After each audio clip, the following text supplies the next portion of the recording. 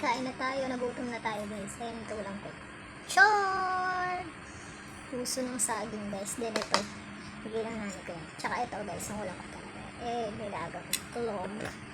Then syempre may tuyo tayo sa usawan. Kailangan may sausawan tayo. Diba? Tara kain tayo. Kain.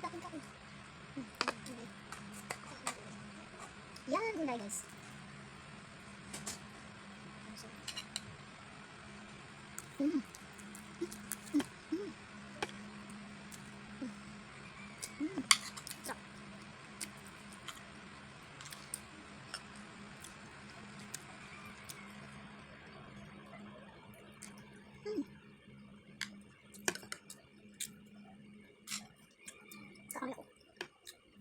Sarap.